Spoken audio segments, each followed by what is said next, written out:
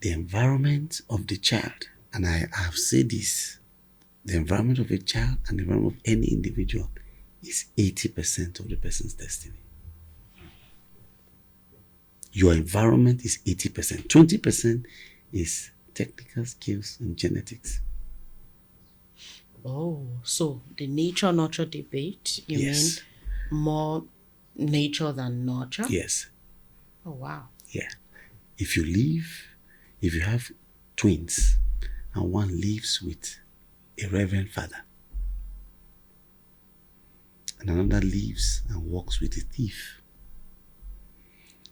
there's a high tendency that the one that lives with a reverend father will become a reverend father. And the one that lived with a thief will become a thief. Even if they have about the same genetic That's composition. all. I've just mentioned twins. They have about the same genetic composition. The environment, the energy of the environment. I did some form of energy medicine. Okay. Energy is everything. The vibrations of human beings determines their destiny. That's why they say if you want to be rich, try to befriend the rich. Oh. If you are friends to 10 millionaires, you have nothing on this planet that can stop you from being a millionaire if you continue in the association. The association will shape you. Your thinking, as you keep rolling with them, you'll find yourself doing the things that they do. Because you do what they do, you will get their results. But in the same way, if you want to be poor, if a rich man wants to be poor, continue to associate with the poor. Listen to their complaints. Listen to their victim stories. And congratulations, you will be poor. It's about environment. And that's why even where you live matters. Anywhere you go, there is no green grass, there is no green flower, run away. The human being is nurtured by the environment. There's calm that comes from the visual, from seeing green grasses, trees, sound of birds. Do you know that anywhere you don't hear sound of birds, it's a toxic environment? The first organisms that discover the sound of war are birds. They move before the war arrives. Once they hear the sound, they move. So there was a lady who posted on her Facebook, I saw it, that she saw some, there was a dove that laid some eggs by her window. Do you know what my response to her was? I said, you have a peaceful home. For them to stay there is about peace. There's no war. They feel the vibrations and they run away. So emotional intelligence for children, it's very key for their future success and growth. Wow.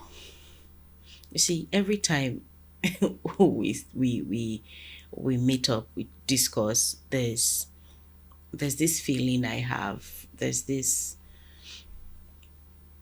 I become like a sponge waiting to absorb, because most of the times it's not about, I say it a lot, some things are taught, others are caught, while some are fought for. There's always, it's not just the conversation, it's this mind opening, right? There's this energy, I feel like, okay, mindsets shifting. Okay, I used to see something from a perspective. Now that this person is talking, it's like there's an elevation of vibration I get in that mind space, and the ideas I begin to think about are different. Like how something as simple as a bird by your window, proving that your space is peaceful. Yeah. Some people will get fetish about it and diabolical and say, go and start praying, or there's this, that, and that. It means that something is going to happen, or and then I happened to listen to a preacher, I'm not going to mention names, who said greatness is not in a place, it is in a man. Of course. That wherever a man goes, no matter what the place is or what happens there, that he carries he embodies a certain level of greatness that can make him thrive anywhere he goes. That's it. But then the analogy you give made that questionable, because if as great as you are, you go to like one of the twins you mentioned, if you go to the place where okay you live amongst thieves, Yes. how can you still be great even if there is greatness in you genetically? Like that gives me a lot to think about. A lot. It just removes the potency of the mindset I had about that before. Wherever you put me, just give me a few years, I will build everything afresh. But what if you are put in a hostile environment that does not? So Wow. you have to use double energy. You are walking, it's like you're swimming against the tides. Working twice as hard. Double twice. You will get there, but in a longer time. At what cost? And exhausted. But if you have like minds, you flow in the same direction. True. Do you get? So the struggles, you will get there because it's in you. At what cost? What time?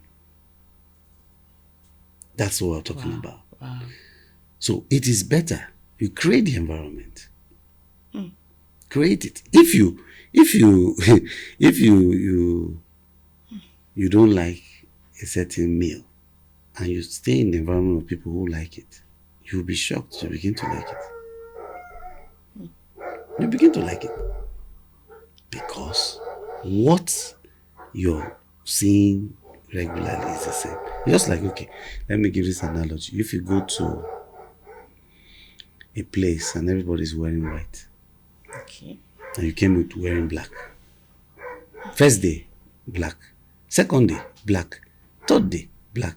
By the fourth day, you wear white. Nobody spoke to you.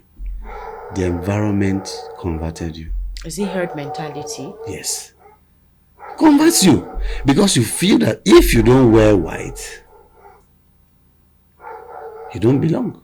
The need for belonging. Yes. You don't belong. And once you don't belong, how do you thrive? So that's why it is good to be in a place where there are positive people.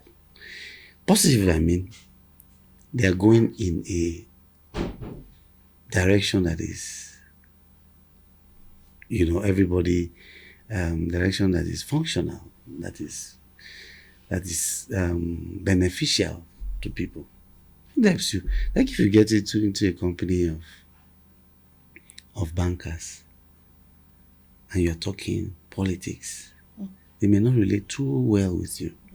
But if you get into a company talk about money, inflation, comfortable, they can talk. So being in that environment of where people like minds will lift you fast. You grow faster. Not in retrogressive environments, people are antagonistic because of your view. So you will only be in constant struggle. And you may not achieve much. Wow. It makes me question the kind of environment we are creating for our children to grow in. Now, it's not just enough for them to subsist or grow in your home. They go into environments where EQ skills are key, where children have learned them. Let's even not take them as kids anymore. They grow up, they go into a society where emotional intelligence is very important. Will they swim with the tide or struggle against it? Will they be that person who's always causing problems, who's always throwing tantrums, or will they just fit in like gloves and just be? You see, if you start to think about parenting in decades instead of from one birthday to the next, you will see how your decisions today are affecting your children's lives in the next decade or two. Let us proceed, shall we?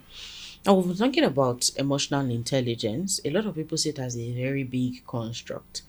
Is it mental intelligence, like your IQ that you were born with? Is it something you are born with? And if we say EQ skills, what are the specific skills parents should focus on to cultivate emotional intelligence in their children? Number one is consequential thinking.